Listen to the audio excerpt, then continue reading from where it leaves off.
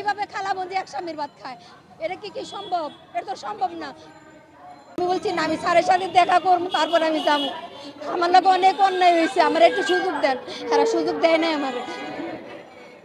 প্রথম তো হ্যাঁ মেয়েটারে জোর করে ধর্ষণই করছে, তারপরে সে ধীরে ধীরে একটা ঘটনা তো একদিনে তার হয় নাই, এটা তো একটা সময় লাগছে। মেয়েটা সে ব্ল্যাকমেল করছে। 11 বছরের মেয়ে কি বুঝে? হ্যাঁ তো একটা ফুল, হে কি বুঝে? প্রথম তারে ব্ল্যাকমেল করা হয়েছে। না, এ বাগনির লোকের সংসারই করতেছে, আমি বাইরে। হ্যাঁ, আমি রুটে রুটে ঘুরতেছি, হ্যাঁ বাগনি নিয়ে সংসারই করতেছে। সরি, না এ পর্যন্ত আমি কোনো নোটিশ পাই নাই।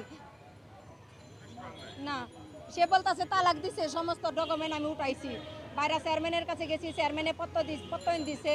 তারপরে পোস্ট অফিসে গেছি, পোস্ট অফিসে থেকে প্রত্যয়ন দিছে। তারপরে যে কাজীর ভুয়া সিল মারছে, আব্দুল সালাম কাজী, মানিকগঞ্জ সদর থানা, আব্দুল সালাম কাজীর ভুয়া সিল দিয়ে ভুয়া ফালাইছে, হেও আমার প্রত্যয়ন দিছে যে এই মর্মে কোনো তালাক হয় নাই। আইনের সহায়তা আমি অনেক জায়গায় গেছি, আমি কোনো জায়গায় কোনো বেনিফিট পাই নাই। সে বলতেছে আমি এর ওয়াইফ নে, সে ভুল মামলা দিতেছি, ভুলই করতেছি। হ্যাঁ, প্রমাণ এই যে তার লোক আমার ছবি আছে, 10 লক্ষ টাকায় যে দেন মহারণা। আমার কাছে প্রমাণ আছে, এই যে মোটর সাইকেলটা আমি দিছি, এটা আমার স্বামী। কাগজপত্রের মধ্যে যে দেন মহারণা আছে, এই যে কাবিন আছে। হ্যাঁ, এটা আমার কাবিন, এটা আমার কাবিন। 14/5/2017 সালে সংসার করছি, 3 বছরের মতো হইব। 14/5/2017 সালে বিয়ে হয়েছে, লাস্ট সংসারই হয়েছে 2021 সালে জানুয়ারি মাসের লাস্ট পর্যন্ত যোগাযোগ এর লগে আমার। তারপরে থেকে আর কোনো যোগাযোগ নেই, তারপরে থেকে আর কোনো হয় না। এর লগে এই দ্বন্দ্ব চলতেছে আমার লগে, তারপর আর কোনো যোগাযোগ নাই। আমি আসছি বাংলাদেশে অনেক জায়গায় কোর্টে মামলা করছি, থানায় মামলা করছি। এই ছেলের নামে ওয়ারেন্ট আছে, ছেলেটা গ্রেপ্তার হইতাছে না। এত বড় একটা নাকারি যে একটা কাজ করছে, এর কোনো বিচার হইতাছে না। এই কারণে আজ আমি ঢাকায় আসছি। ঢাকায় ডিবি অফিসে ওই স্যারের কাছে আসছি। ওই স্যারের নামটা তো আমার মনে থাকে না, হারুন স্যারের কাছে আমি আসছি। এ স্যারের কাছে আমার ঢোকার জন্য দেয় নাই, না দেওয়াতে আজ আমি ব্যানার নিয়ে আমি প্রেস ক্লাবের সামনে বসছি।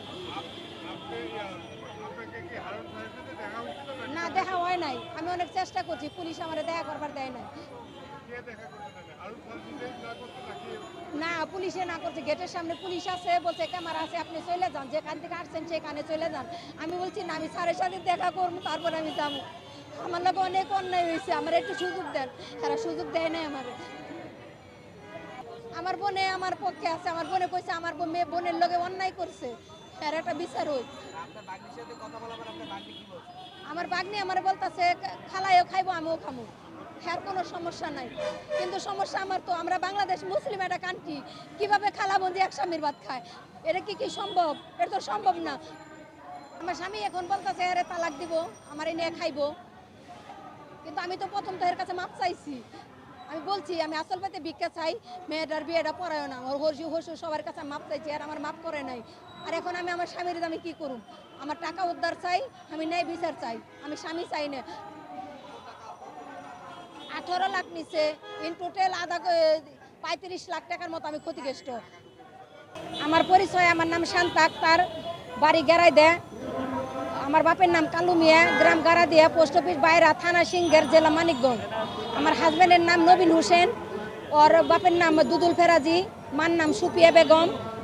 পোস্ট অফিস বাড়ি গুজুরি, পোস্ট অফিস বারাইচর, থানা জেলা মানিকগঞ্জ, সদরে পড়ছে।